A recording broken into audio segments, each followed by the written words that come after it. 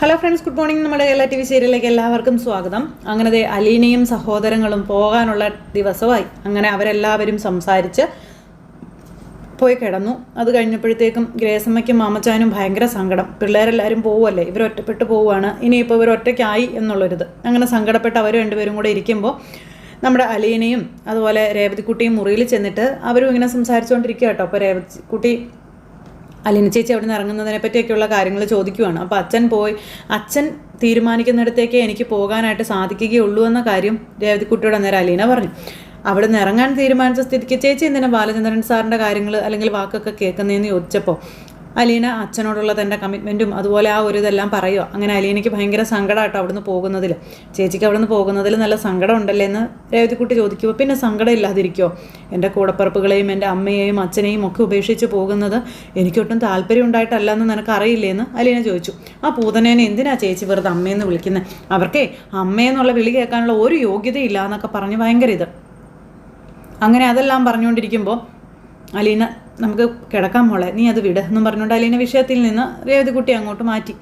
അത് കഴിഞ്ഞിട്ട് ഇവർ കിടന്നു. രാവിലെ ആയി. ഇവർക്ക് പോകാനുള്ള ഒരുക്കങ്ങളും കാര്യങ്ങളും ഒക്കെ ആയിട്ടിരിക്കുക. ഇതേ സമയത്ത് ബാലനും ഗോവർദ്ധനും കൂടെ അവിടെ റൂമിൽ, അതായത് ഇവരുടെ റൂമിലിരുന്ന് സംസാരിക്കുക. അപ്പോൾ ഈ ഗോവർദ്ധനാണെന്നുണ്ടെങ്കിൽ ഈ ബാലൻ പറയുന്നതൊന്നും അങ്ങോട്ടേക്ക് കൃത്യമായി മനസ്സിലാകുന്നില്ല. അങ്ങനെ ബാലനാണെന്നുണ്ടെങ്കിൽ അവിടെയും തൊടാതെ ഇവിടെയും തൊടാതെയൊക്കെ ഗോവർദ്ധനോട് പറയുന്നത് കേട്ടപ്പം ശരിക്കും ബാലേട്ടൻ്റെ പ്രശ്നം എന്താണെന്ന് ഗോവർദ്ധൻ ചോദിച്ചു. ബാലേട്ടൻ ഇങ്ങനെ അവിടെയും തൊടാതെ ഇവിടെയും തൊടാതെ പറയുന്നൊന്നും എനിക്ക് മനസ്സിലാകുന്നില്ല എന്നും പറഞ്ഞു. അപ്പോൾ നിനക്കും മനസ്സിലാകാനുള്ള സമയം കുറച്ച് സെക്കൻഡുകൾക്കുള്ളിൽ നടക്കുമല്ലോ ഗോവർദ്ധ, പിന്നെ നീ എന്തിനാ ടെൻഷൻ അടിക്കുന്നത്? ഞാൻ വന്ന കാര്യങ്ങൾക്ക് തീരുമാനം ഉണ്ടായിക്കഴിഞ്ഞാൽ ഉറപ്പായും ഞാൻ എല്ലാ വിവരങ്ങളും നിന്നോട് പറയാമെന്ന് പറഞ്ഞിട്ടുള്ളതല്ലേ എന്ന് ചോദിച്ചു. അതിന് ഞാൻ ബാലേട്ടനോട് വേറൊന്നും പറഞ്ഞില്ലല്ലോ, അല്ലെങ്കിൽ വേറൊന്നും ചോദിച്ചില്ലല്ലോ. ബാലേട്ടൻ ഇങ്ങനെ അവിടെയും തൊടാതെ ഇവിടെയും തൊടാതെ സംസാരിക്കുന്നത് എന്തെന്നല്ലേ ഞാൻ ചോദിച്ചുള്ളൂ എന്ന് ഗോവർദ്ധൻ ഇങ്ങനെ പറയാം. അപ്പോൾ ഗോവർദ്ധൻ അത് പറയുന്നത് കേട്ട് കഴിഞ്ഞപ്പോഴത്തേക്കും ഞാൻ കൊണ്ടു നടക്കുന്ന ആ ഭൂതം അത് കുപ്പിയിൽ നിന്ന് ചാടാറായി ഗോവർദ്ധ. ആ ഭൂതത്തെ കണ്ട് നീ നടുങ്ങരുത്. ആ ഭൂതം എങ്ങനെയുള്ള ആളാണെന്നും എത്രക്കാരനാണെന്നും അറിയുമ്പോൾ നീ ശരിക്കും പേടിക്കും. പക്ഷെ നീ പിടിച്ചു നിൽക്കണം. നീ പേടിക്കാൻ പാടില്ല. കാരണം നിൻ്റെ കൂടെയുള്ളത് നിൻ്റെ ബാലേട്ടനാ എന്നും പറഞ്ഞുകൊണ്ടൊക്കെ ഇങ്ങനെ ഓരോന്ന് പറയുന്നു. ഇതൊക്കെ കേൾക്കും തോറും ഗോവർദ്ധന് പേടിയായിക്കൊണ്ടിരിക്കുക. എന്തോ മെൻ്റൽ പേഷ്യൻസ് സംസാരിക്കുന്നത് പോലെയാണ് ബാലേട്ടൻ സംസാരിക്കുന്നത്. അത് ഗോവർദ്ധൻ പറയുകയും ചെയ്തു. ഇതെന്തോ എനിക്ക് അങ്ങോട്ട് സ്ട്രൈക്ക് ആകുന്നില്ല കേട്ടോ എന്നും പറഞ്ഞുകൊണ്ട് ഇങ്ങനെ പറയുവാണേ. അതൊക്കെ വഴിയേ വന്നോളൂ എന്നും പറഞ്ഞു ഗോവർദ്ധനെ ചെറിയ ചെറിയ ക്ലൂകൾ ഇട്ട് കൊടുത്ത് നമ്മുടെ ബാലൻ ഇങ്ങനെ നിർത്തിയിരിക്കുകയാണ്. ഇതെല്ലാം കഴിഞ്ഞ് പിന്നെ കാണിക്കുന്നത് വൈജയുടെ അഹങ്കാരത്തിന് ഒരു കുറവുമില്ലല്ലോ. അപ്പോൾ വൈജയുടെ അഹങ്കാരം കുറവില്ലാതെ വന്നു കഴിഞ്ഞപ്പോഴത്തേക്കും അവിടെ പോയി പണിയെടുത്തിട്ട് ഒരു കാര്യമില്ല എന്ന് മനസ്സിലാക്കിക്കൊണ്ട് അവർ 3 പേരും കൂടി ഇന്ന് സംസാരിക്കുക. പ്രത്യേകിച്ച് നമ്മുടെ മനുവും ശിവനും അതുപോലെ ഗംഗേട്ടനും കൂടി ഈ വൈജയുടെ അഹങ്കാരത്തെ പറ്റി പറഞ്ഞുകൊണ്ട് ഇവളെ ഇങ്ങനെ വിട്ടാൽ പറ്റത്തില്ല എന്ന് ശിവേട്ടൻ അന്നേരം പറഞ്ഞു. അവളിവിടെ നിൽക്കും തോറും ഈ വീട്ടിലും കമലയും പ്രശ്നക്കാരി ആയിക്കൊണ്ടിരിക്കുമെന്ന കാര്യം പറയുമ്പോൾ അവളിപ്പോൾ ഇവിടെ നീ നിമിഷം വേണമെങ്കിൽ ഇറങ്ങിപ്പോകും. പക്ഷേ ഇറങ്ങിപ്പോകുന്നത് ഉറപ്പായിട്ടും വാടക വീട്ടിലേക്കായിരിക്കുമെന്ന കാര്യവും പറയുക.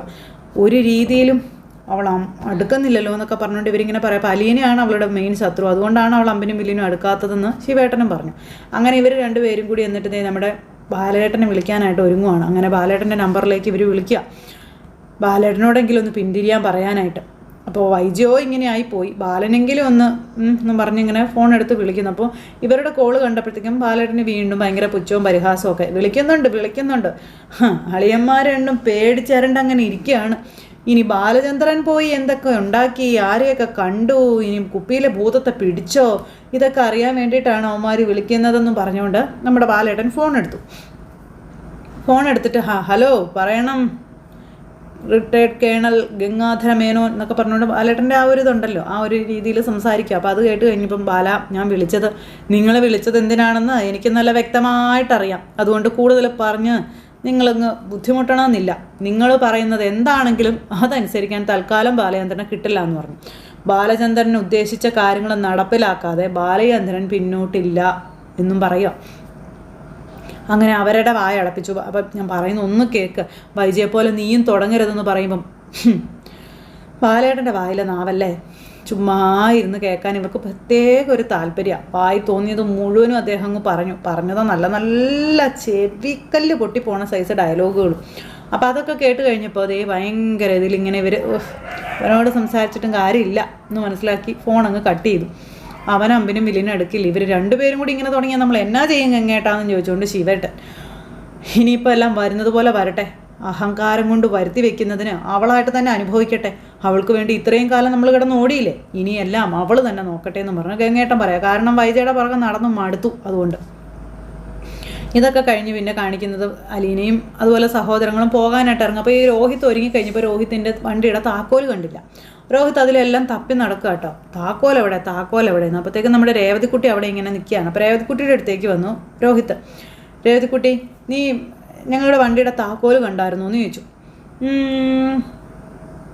മൂളിക്കൊണ്ട് ഇങ്ങനെ നിൽക്കുക. താക്കോല് കണ്ടില്ല, അതുകൊണ്ടാണ് ചോദിച്ചതെന്ന് പറയുമ്പോൾ ആ താക്കോൽ എടുത്തിട്ട് ഇതാണോ താക്കോലെന്ന് ചോദിച്ചു കേട്ടോ. ഇത് തന്നെയാണ് താക്കോല്. ഇതെങ്ങനെയാണ് നിൻ്റെ കയ്യിൽ വന്നത്? എൻ്റെ കയ്യിൽ വരുന്നത് എങ്ങനെയാണ്? ഞാൻ ആ താക്കോൽ എടുത്തത് കൊണ്ടല്ലേ എൻ്റെ കയ്യിൽ വന്നതെന്ന് രേവതിക്കുട്ടി ചോദിക്കാം. എന്നിട്ടാണോ ഞാനിവിടെ മുഴുവൻ അന്വേഷിച്ച് നടന്നിരുന്ന് മിണ്ടാതിരുന്നത്? ഞാൻ എങ്ങനെ മിണ്ടാതിരുന്നു? എന്നോട് വന്ന് ചോദിച്ചോ എൻ്റെ കയ്യിൽ താക്കോലുണ്ടോ എന്ന്. ഇപ്പോഴല്ലേ ചോദിച്ചപ്പോൾ ഞാൻ പറഞ്ഞില്ലേ, പിന്നെ എങ്ങനെയാണ് ഞാൻ മിണ്ടാതിരുന്നെന്ന് പറയുന്നതെന്നൊക്കെ ചോദിച്ച് രേവതിക്കുട്ടി തിരിച്ച് രോഹിത്തിനോട് പറയണം. ഇയാൾ ഇതിലെ മുഴുവനും താക്കോൽ അന്വേഷിച്ച് നടക്കുന്നതൊക്കെ ഞാൻ കണ്ടായിരുന്നു. അപ്പോൾ എൻ്റെ അടുത്ത് വന്ന് ചോദിക്കട്ടെ എന്ന് വിചാരിച്ചാൽ നിന്നതാന്ന് പറയുമ്പോൾ, ഓഹോ, അപ്പം ഞാൻ നിൻ്റെ അരികിലേക്ക് വന്ന് താക്കോല് വാങ്ങിക്കാൻ വേണ്ടി നീ ഇവിടെ കാത്തു നിൽക്കുകയായിരുന്നല്ലേ എന്ന് രോഹിത്ത് ചോദിച്ചപ്പം എന്നും പറഞ്ഞോണ്ട് നമ്മുടെ രേവതിക്കുട്ടി ഇങ്ങനെ നിൽക്കുക. അപ്പോൾ അലീനയൊക്കെ പുറത്ത് പോകാനായിട്ട് റെഡി ആയിട്ട് നിൽക്കുകയാണ്. ആ സമയത്ത് എന്നാൽ താക്കോൽ ഇതാ, ഞങ്ങൾ പോട്ടെ എന്ന് പറഞ്ഞുകൊണ്ട് നമ്മുടെ രോഹിത്ത് ചോദിച്ചു. അപ്പോൾ കയ്യിൽ നീട്ടി കഴിഞ്ഞിട്ട് തിരിച്ചിങ്ങോട്ട് എടുത്തു. ആദ്യമൊക്കെ ഞാൻ വിചാരിച്ചതേ ഇയാൾ ഭയങ്കര ബോറനാണെന്നാ, മൊശടനാണെന്നാ, പ്രശ്നക്കാരനാണെന്നാ. പക്ഷേ ഇപ്പോൾ പിന്നെന്താ തോന്നണേ, അങ്ങനെയൊന്നും അല്ലാന്ന് മനസ്സിലായോ? വലിയ കുഴപ്പമില്ല, എന്നാലും ഫുൾ സർട്ടിഫിക്കറ്റ് തരാറൊന്നും ആയിട്ടില്ല എന്ന് രേവതിക്കുട്ടി. ഓ ആയിക്കോട്ടെ, ഇനി ഇയാൾക്ക് ഫുൾ സർട്ടിഫിക്കറ്റ് തരാനായിട്ട് തോന്നുമ്പോഴേ എന്നെ ഒന്ന് വിളിച്ചാൽ മതി. അപ്പോൾ എന്താ എങ്ങനെയാ എന്ന് ചോദിച്ചുകൊണ്ട് രോഹിത്ത്. അപ്പോൾ നമ്മുടെ രേവതിക്കുട്ടി ഇങ്ങനെ നോക്കി. അപ്പോൾ അലീന അവിടെ നിന്ന് രേവതിക്കുട്ടി എന്ന് പറഞ്ഞ് വിളിക്കുക. അപ്പോഴത്തേക്കും താക്കോല് രോഹിത്തിൻ്റെ കയ്യിലേക്ക് കൊടുത്തു. എന്നാൽ ഇനി ഞാൻ പൊക്കോട്ടെ, ടീച്ചർ സർട്ടിഫിക്കറ്റ് റെഡിയായി കഴിയുമ്പോൾ വിളിക്കണേ എന്നും പറഞ്ഞ് നമ്മുടെ രോഹിത് അങ്ങ് ഇറങ്ങി ചെല്ലുന്നു. അതുപോലെ തന്നെ രേവതിക്കുട്ടി അങ്ങോട്ടേക്ക് ചെല്ലണം. അപ്പം നമുക്ക് ഇറങ്ങാം എന്നും പറഞ്ഞ് ഇങ്ങനെ നിൽക്കുന്നു. അതുപോലെ അങ്കിളിനോടും ആൻറ്റിയോടും ഇവർ യാത്ര പറയുന്നു. അപ്പോൾ അതെ ഞങ്ങൾ പോട്ടെ എന്ന് പറയുമ്പോൾ പോയിട്ട് വരാമെന്ന് പറ മക്കളേന്ന് അവർ പറഞ്ഞു. പോയിട്ട് വരാം അങ്കിളേന്നൊക്കെ പറയാം. അപ്പോൾ ദേ ഞങ്ങളിവിടെ വന്ന് ഇത്രയും ദിവസം നിന്നില്ലേ, അതുപോലെ ഇടയ്ക്കൊക്കെ അങ്കിളും ആൻറ്റിയും അങ്ങോട്ടും വരണം കേട്ടോ, രേവതിക്കുട്ടിയും കൂട്ടി അവിടെയും വന്ന് കുറച്ച് ദിവസമൊക്കെ നിന്നിട്ട് വരണം എന്നൊക്കെ പറയുമ്പോഴേക്കും ഞങ്ങൾ വരാം മക്കളെ, പക്ഷേ ഞങ്ങളിനി അവിടെ എന്തിൻ്റെ പേരിൽ വരും, അല്ലെങ്കിൽ എന്ത് ബന്ധത്തിൻ്റെ പേരിൽ പറഞ്ഞ് വരും? ഞങ്ങളിനി അങ്ങോട്ടേക്ക് വരുമ്പോൾ അലീന അവിടെ ഉണ്ടാവുമോ? ഇല്ലല്ലോ. ഇപ്പം ഞങ്ങൾക്ക് വരാൻ പറ്റുന്നത് അലീനയുടെ ആ ഒരു ബന്ധം വെച്ചല്ലേ. അലീന ഇല്ലാത്തൊരു വീട്ടിലേക്ക് ഞങ്ങൾ എന്ത് ബന്ധം പറഞ്ഞു വരുമെന്ന് ചോദിക്കുമ്പം ഞങ്ങളൊക്കെ അലീന ചേച്ചിയെ പോലെ തന്നെയല്ലേ, അങ്കിളിൻ്റെ ആൻറ്റിയുടെ മക്കളായിട്ട് കണ്ടാൽ മതി, അപ്പോൾ പിന്നെ കുഴപ്പമില്ലല്ലോ എന്ന് കൃഷ്ണമോള് പറഞ്ഞു. ദൈവമേ, ഇത്രയും മക്കൾ ഞങ്ങൾക്കുണ്ടായിട്ടാണോ ഇത്രയും കാലം ഞങ്ങൾ ആരും ഇല്ലാതെ ഒറ്റപ്പെട്ട് മിണ്ടാനോ പറയാനോ കയറി വരാനോ ആരും ഇല്ലാതെ ഈ വീട്ടിൽ കഴിഞ്ഞത്? അപ്പോൾ കഴിഞ്ഞ കാര്യങ്ങളൊക്കെ പോട്ടെ, ഇനിയിപ്പോൾ അതിനെപ്പറ്റി ഒന്നും പറയണ്ട, ഇനി നമ്മൾ അങ്ങോട്ടുള്ള കാര്യങ്ങൾ മതിയെന്ന് പറഞ്ഞു.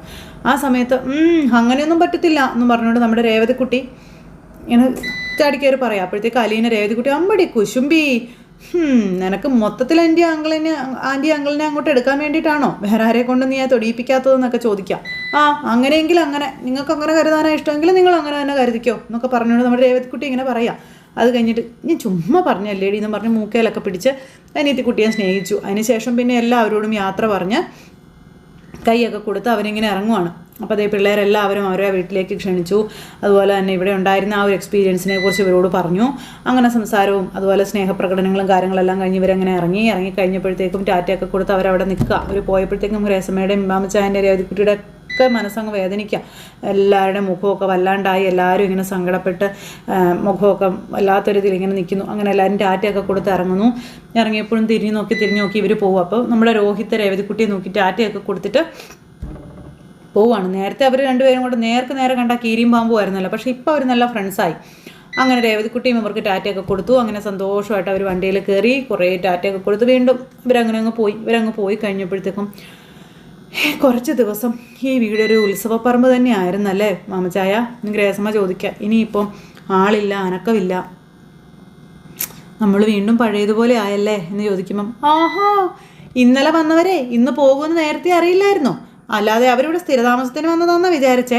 മനസ്സിലാക്കിക്കോ, ആരൊക്കെ വന്നാലും പോയാലേ അവസാനം ഈ രേവതിക്കുട്ടി തന്നെ കാണുള്ളൂ എന്ന്.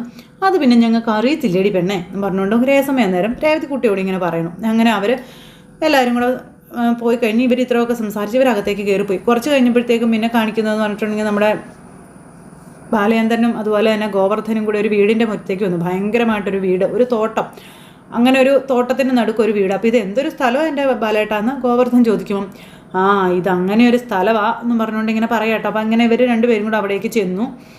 അങ്ങനെ സ്റ്റാൻലിയുടെ വീട്ടിലേക്ക് എത്തിക്കഴിഞ്ഞപ്പോഴത്തേക്കും ബാലേട്ടന് കുറച്ചുകൂടി ഒരു പവറായി, കാരണം കുറച്ചുകൂടി ഒരു ധൈര്യമായി, ആളെ മുന്നിൽ കിട്ടിയല്ലോ എന്നുള്ളൊരിത്.